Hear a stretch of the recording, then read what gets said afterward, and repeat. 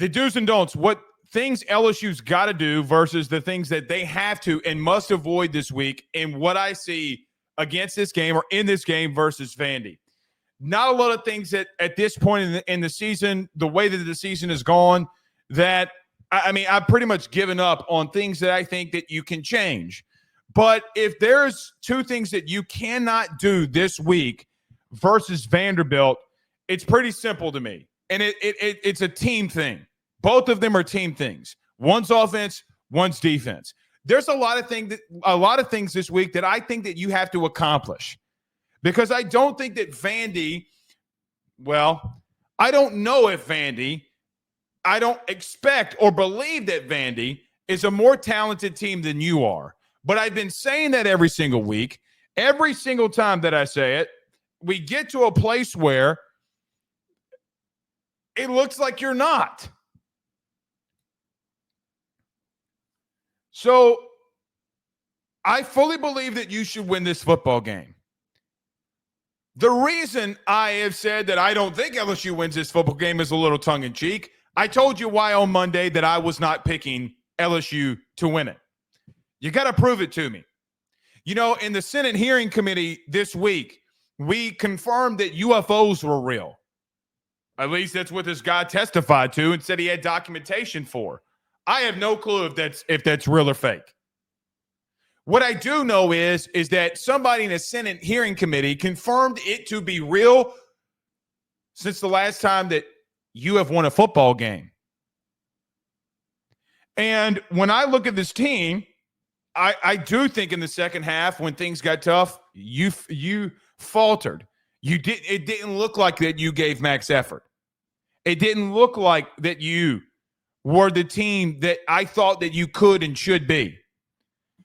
So the number one thing this week that you cannot do, don't. Can I see you play with effort? Can I see you play with toughness? Because if you do that, I think that you're going to have the ability to get off the field on third down. I think the biggest thing in this game is that Vanderbilt against tough opponents this year have been very consistent with staying on the field on third down. Now, they were blanked in the first half versus Texas. I think they were 0 of 10 in the first half or 0 of 8, whatever it was in the first half. They got 3 big crucial third downs in the second half, which brought them back into that game. But they're 20th in the country in the SEC for a reason. It's because they've been able to, on critical third downs, line up and run the football on anybody. And I think that there have been times from safety play, from linebacker play, that I don't know if I get max effort. And if I am getting max effort, and that's all that you can give me, then so be it. But, guys, I see bad angles. I see bad technique. I see you being out of position. I see the leverage being bad. I see what I think that Blake Baker is calling and where guys should be. And them not being there and them getting confused. I see a half where it's more mental mistakes than sometimes physical. But once it keeps happening and the snowball is already starting to roll downhill, you can't stop it. And you can't change the momentum. You know, I'll never forget this. My Uncle Jeff was my high school head baseball coach. My grandfather was the coach before him. He took over. Now my cousin Clay has that job. And I always remember him saying when we were down, stop the bleeding. Stop the bleeding. Stop the bleeding. What he meant by that was control yourselves and control the game. Wipe that out of your mind. Get back to accomplishing the things that you need to accomplish. And LSU cannot do that all year. And the critical down that happens is third down for you. You know, in the first half last week versus Florida, offensively, you did do that. You converted a lot on third down. So in the second half, that you had 10 of them, and you went 2 of 10. Or 2 of 11, whatever the stat was.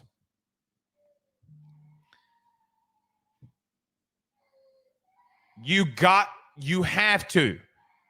show and give max effort this week. You have to mentally give effort at an exceptional rate this week. Because if you're not doing that, if you're not giving the team that, some of the effort that you've been playing with the last couple of weeks, if that team shows back up mentally and physically,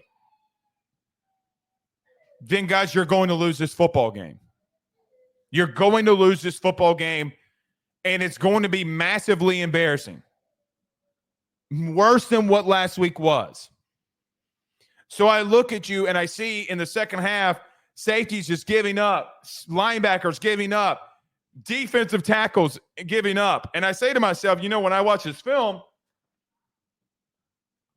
you can, if you just watch the game, if I get the effort from every 11 all other 10 players defensively that I'm getting from Savion Jones, we're going to be okay. But I'm not getting that.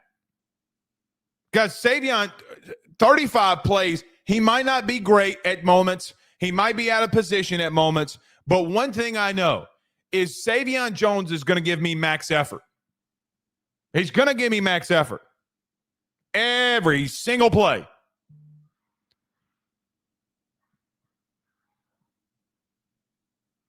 If you are not able to get off the field on third down and you are out of assignment again, we're going to all be tweeting back at one another. I'm always on Twitter throughout the game. We're going to be back and forth.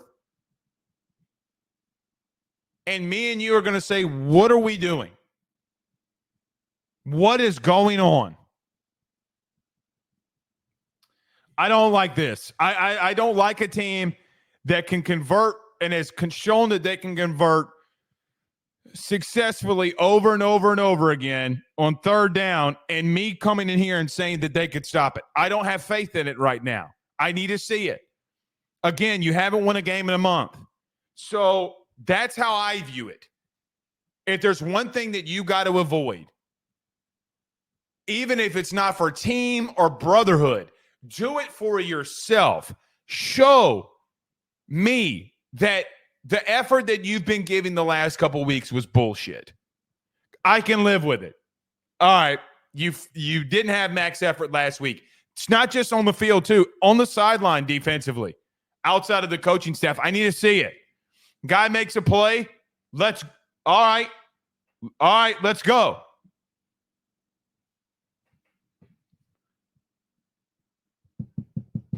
The effort's been bullshit. It's been bullshit.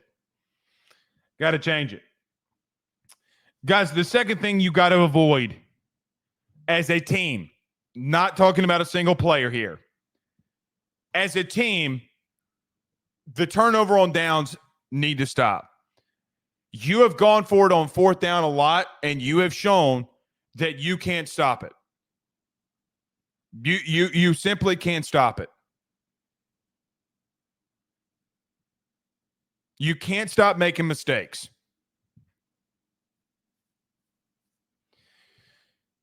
You've gone for it a lot. You've picked up a couple. But every time that we go for it on fourth down, I have a sinking gut feeling that we're not going to make it and momentum's going to get shifted. It's how I feel every single time.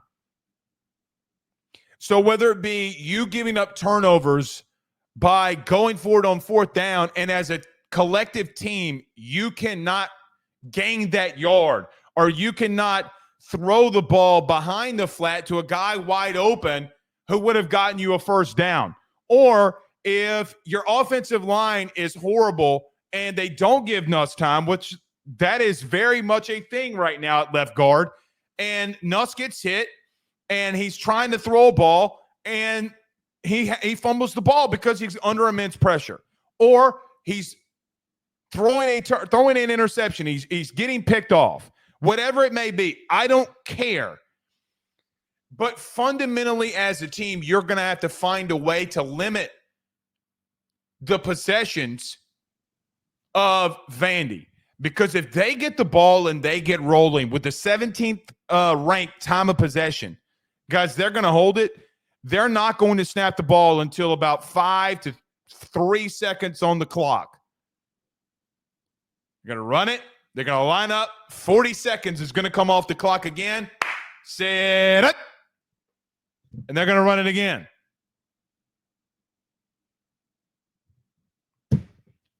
You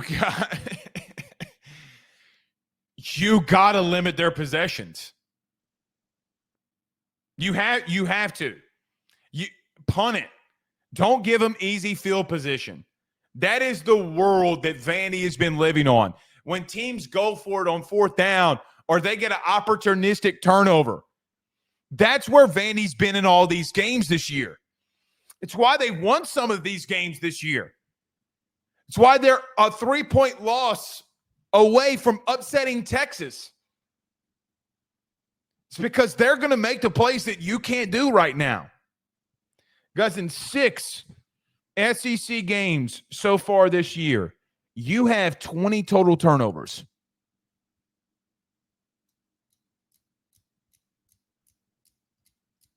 Six. That being fumbles, interceptions, and turnover on downs. I personally went and checked that one today. And the reason I had to go check it is because turnover on downs are not counted against you as a turnover, even though it says it in the name. I don't care how it – I don't care. But if you give them the football back religiously, they're going to hold it on you. And you are not going to be able to stop that momentum, that snowball effect that we just talked about if Vandy's doing what they always do to everybody. Guys, it's what they're doing to everybody. The team that was the best at getting them off the field on 3rd down and not turning the ball over, ironically, was South Carolina, who is the only team in the SEC that really just blew them out. South Carolina took it to their ass.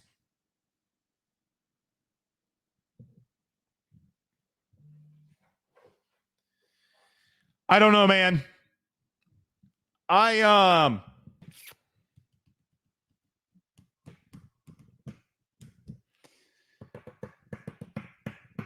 The timeouts got to stop too. I'll throw that into the turnovers. I think every time that you're walking up to the line of scrimmage and you're on a momentum drive and you have to call a timeout, every single time that we do that, that shit kills us. You got to get the play in. That I'm not even blaming Nuss on that. I'm not going to blame Nuss. That's a coaching staff problem. It's a coaching staff problem. Whether they're not able to get to their players on how to communicate on the play or they're not getting the play in fast enough for Nuss, I don't know what it is. What I do know in all of this is I'm not blaming Nuss on that part. I'm not. That's a coaching staff problem. A massive coaching staff problem. All right. Let's get to some of the things I want to see, the do's, the things LSU's got to do this week to beat Vandy. Offensively, you got to attack the boundary. Because I do think that as good as Vandy has been in moments this year, it's mainly been in their interior, right up the middle. Whether it be the defensive tackle linebacker combo that they have at safety, they're going to be really good in between the hash marks. It's when they get outside the hash marks where teams have thrown the ball on them, Lenore Sellers, where teams have thrown the ball on them, they've hit quick, easy completions in the boundary. Now, the most effective thing that I saw Quinn Ewers do in the game versus Vandy, the thing that I saw Alabama, ironically, have the most success with is when they are going to the boundary.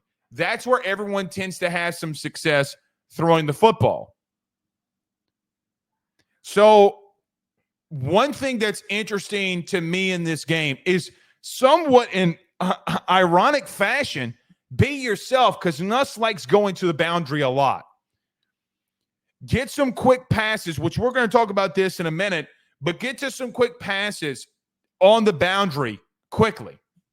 Some screens, some bubbles, maybe even run a reverse and get to the outside. Make them play penetration. Make the boundary guys tackle you. Guys, Vandy has a massive weakness. A massive weakness. And that has been their problem all year. If those guys are making plays on you, well, good gracious as bodacious. I don't know. You should be able to get some separation this week. You couldn't last week against a subpar Florida secondary. You should be able to. Guys, Vandy let South Carolina do what they needed to do offensively. Now, South Carolina's been better, man. I'll give them that. But they're not as effective as you, or shouldn't be as effective as you, throwing the football. It's going to be interesting. Their far right boundary corner, or who the guy that I think will go with Kyron Lacey. I feel like it's the Ole Miss thing all over again, where I think they have a solid corner, but then the other boundary corner, I'm like, the far right boundary.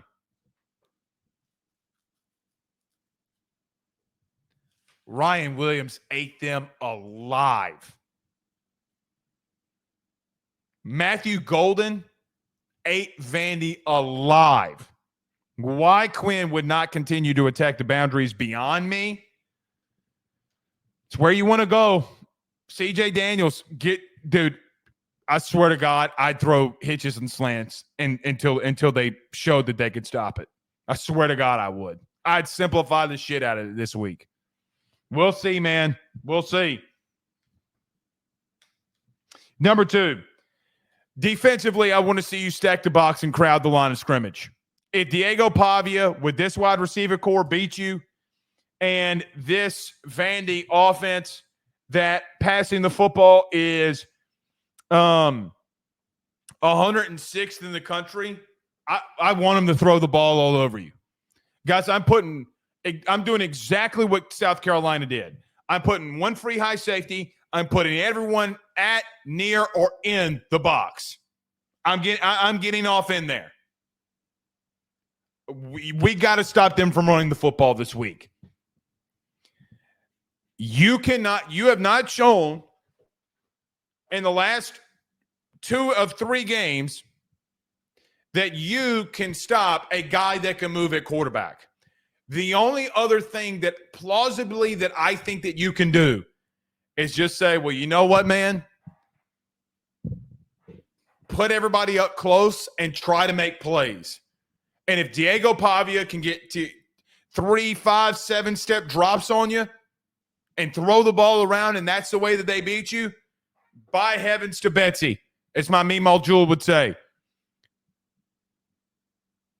Let him do it. Let him do it. I know that if Pavia breaks through the second or first or second level and your safeties are at the line of scrimmage or in the box, you don't have the guys that can tackle, and it can be a big play on you. But I'm not playing passive this week.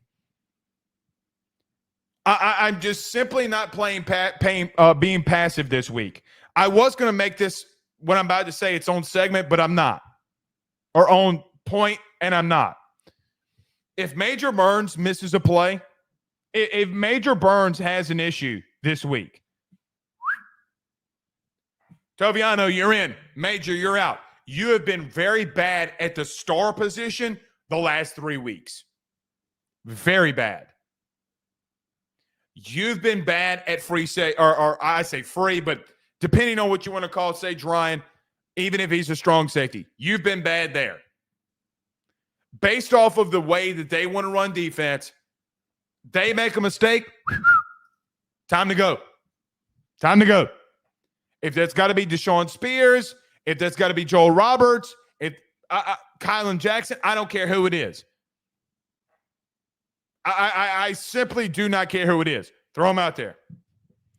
You got to show that you got change. If Brian Kelly doesn't want to do that, then that's on him. But see, here's the problem that I have with the Brian Kelly thing. doesn't have a problem starting Keys. He doesn't have a problem starting Bro. So I don't know if it's that he's willy-nilly about playing new guys.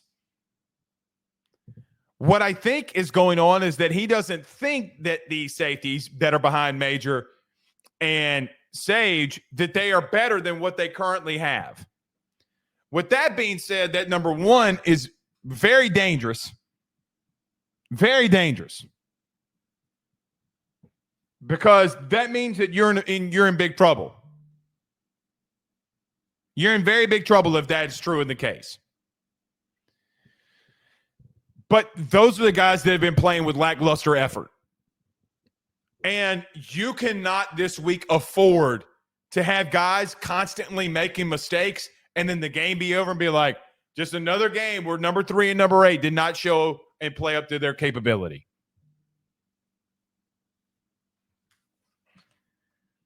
Stack the line of scrimmage, stack the box. If they want to come out and spread the ball out on you, that's one thing. But I don't think Vandy's going to change on you whatsoever. I think they're going to come in here and do what they do. I do. And it would not surprise me that Clark Lee, who was with Brian Kelly for 4 years as his DC, doesn't have something sneaky up his sleeve this week. Would not surprise me. Stack the box, stack the line of scrimmage. Give yourself a fighting chance against this triple option principle stuff that they want to do. It's the way that I see that you can beat it. Number 3. So we talked about rotating at star, but here's the thing that I want to throw out there with this Major Burns thing. So the only thing about stacking the box, the star position in Toviano, I don't know if you don't take that position out and put in a linebacker or put a linebacker in. I don't know who that is. They tried Keys last week. I hope that they would try Atkins. I hope maybe at some point they try the other Weeks brother. But the star role has been very bad for you. And I don't blame Jake Olson, the safeties coach, because here's the problem with Jake Olson at the current moment that I have, is that I see a lot of people getting on Jake Olson, the safeties coach, and then I say to myself, well, wait, these same guys that are here at safety, when he came in and he was told not to go get a safety in the portal, these guys haven't developed under anybody. So why would I trust them to develop under Jake Olson? Who, by the way, was the lead guy at safety for Blake Baker last year, would take over safety responsibilities when he was doing DC stuff on field? Per Blake Baker? Why was Missouri safety so much better than ours was, and we're trying to blame Jake Olson on it? Guys, it's not a coaching issue. I'm sorry. It simply isn't. I can defend players all the live long day. You've had 3 position coaches, the guys that are starting. You've had, technically, even Jordan Gilbert's had 3 different head coaches because he was still there when Elko was there and got hired. Listen, man, I think you need to roll Javian Toviano. If you're going to play in this star role stuff this week, you better run him out there. I'm tired of seeing number 8. I'm tired of seeing number 3. Let me see a whole game with 25 and 10, and I'll shut up. I'll shut up. They're going to make mistakes, sure, but it's not like the other ones aren't making mistakes too. Show that you're trying. You get what I mean? And you did last week, and Toviano came in, and guys, Toviano was not bad. He wasn't bad at all. Before we get and turn the page here on this, I want to bring this up. What they are going to do early in this game, meaning Vandy, they're going to attack you on the perimeter, and they're going to try to get out to the perimeter. And then midway through the second quarter, you remember that I say this, they're going to run the ball with Diego Pavia right at you, and they're going to make you stop it.